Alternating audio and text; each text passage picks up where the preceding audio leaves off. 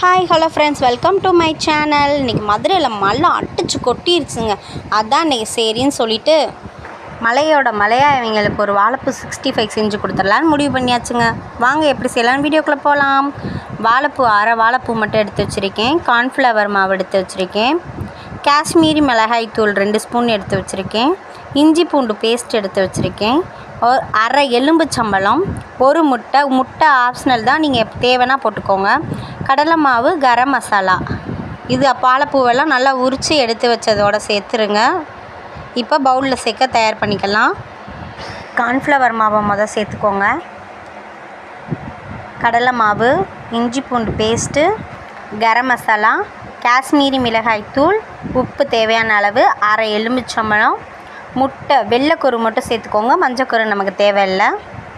அதை நல்லா கிண்டி விடுங்க. நல்லா பரட்டி விடுங்க. கெட்டி விடாமல் பரட்டி விடுங்க.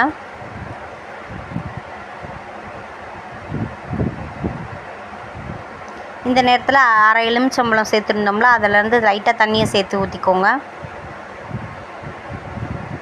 அதோடு இப்போ நல்லா பரட்டி விடுங்க. பரட்டி விட்ட இந்த கண்டிஷனில் இருக்கும்போது பார்த்துக்கோங்க. இப்போ இந்த வாழைப்பூ உரிச்சு வச்சுருக்க வாழைப்பூ இதோட போட்டு நல்லா மிக்ஸ் பண்ணிக்கிட்டே இருக்கணும். நல்லா அது ஃபுல்லாமே அந்த மசாலா எல்லாமே அதில் ஒட்டிடணும்.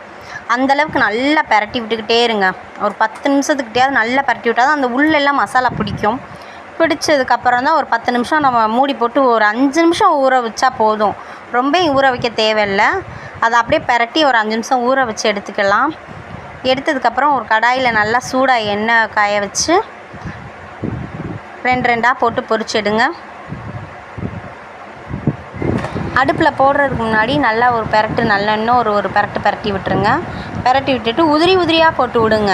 உதிரியாக போட்டால் தான் கொஞ்சம் நல்லாயிருக்கும். உதிரியாக போட்டு விடுங்க. அது பொரிஞ்சு வரட்டும், வெயிட் பண்ணுவோம். அவ்வளோதாங்க, வாழைப்பூ 65 தயாராகிடுச்சு. உங்களுக்கு இந்த வீடியோ பிடிச்சிருந்துச்சின்னா லைக் பண்ணுங்கள், ஷேர் பண்ணுங்கள், கமெண்ட் பண்ணுங்கள். தேங்க்யூ ஃபார் வாட்சிங். தேங்க்யூ.